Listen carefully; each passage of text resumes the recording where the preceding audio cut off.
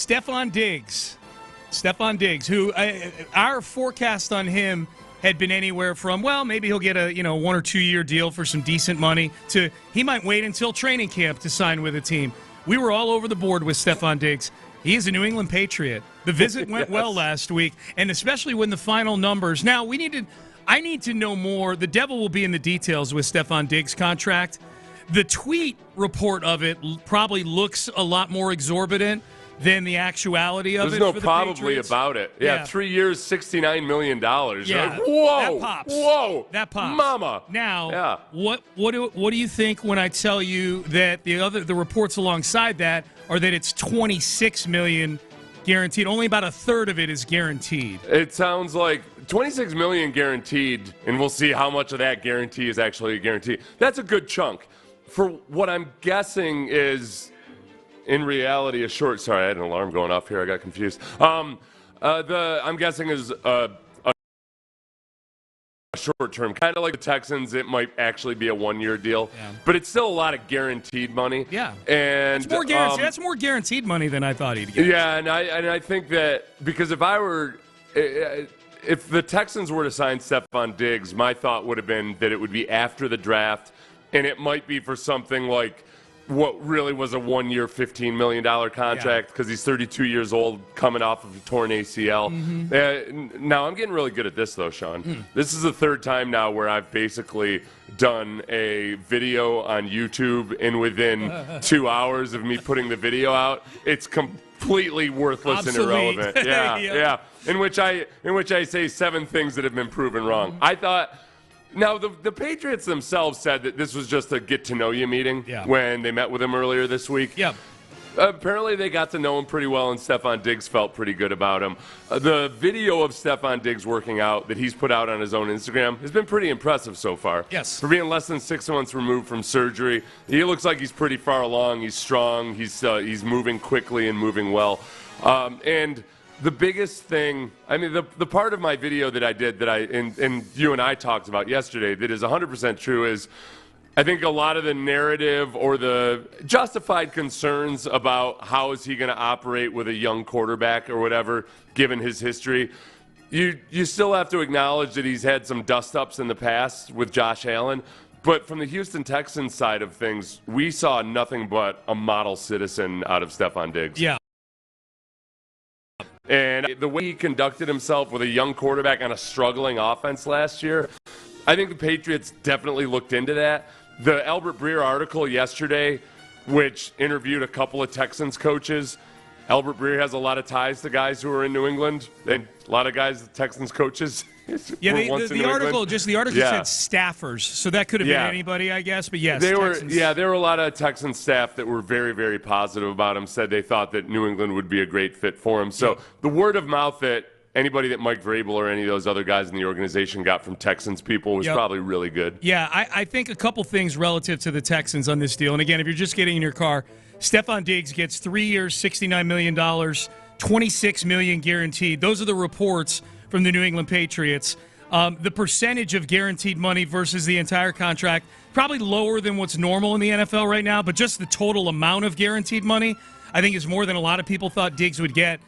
The two things I think of with the Texans, Seth, when it comes to this signing, one is even with the low percentage of guaranteed money on this deal relative to the entire deal, I would not have wanted the Texans playing in this neighborhood with Stefon Diggs.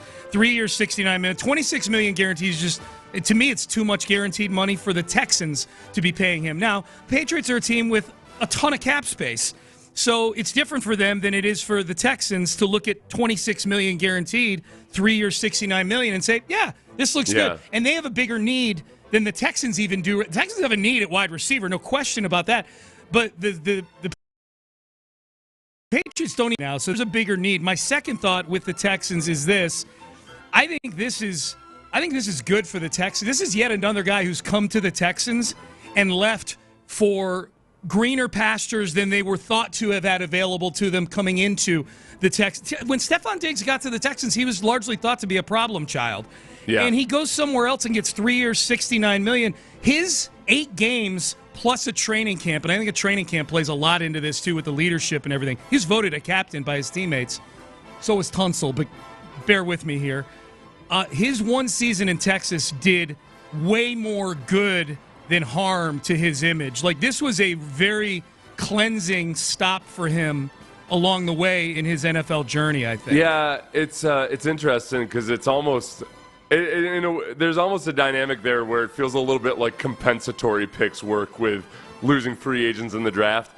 With the Texans, they've now had several veterans come on 1-year deals on a prove-it-year deal, and then the prove-it-year works out. Yes. And they get more elsewhere. Yeah. And it's good to be in that position where you can be the landing spot for guys that maybe had a down year for some reason, and then there you go. I mean, you know who's like that a lot is Cam Robinson, the left tackle. Because Cam Robinson was a dependable left tackle, like I would say above average, not really, really good or anything.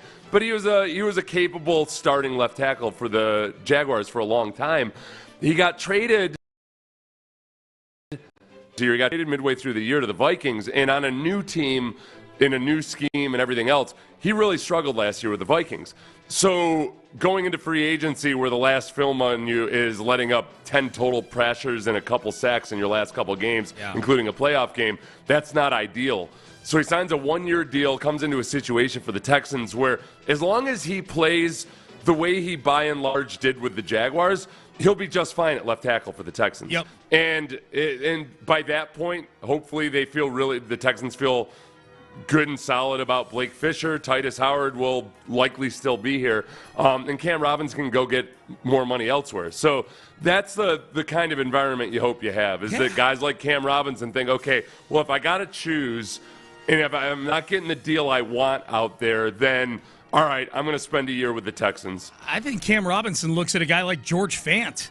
I think Trent Brown looks at a guy. Trent Brown looks at a guy like George Fant. George Fant came in here as a camp body and left as a competent starting right tackle who went, and now granted he got cut after 1 year, but he got some nice guaranteed money from the Seahawks last year that he otherwise wouldn't have gotten had he not played right tackle for the Texans for a year. Well, and then where you get the real benefit from it, if it works out and you get that kind of reputation, is then you get guys like Sheldon Rankins who come in, plays well, you like him. Yeah. He goes off and gets more money for the Bengals. The Bengals will overpay because of his glow-up year with the Texans. And then after the Bengals think, man, we paid too much, they're like, come on back, Sheldon.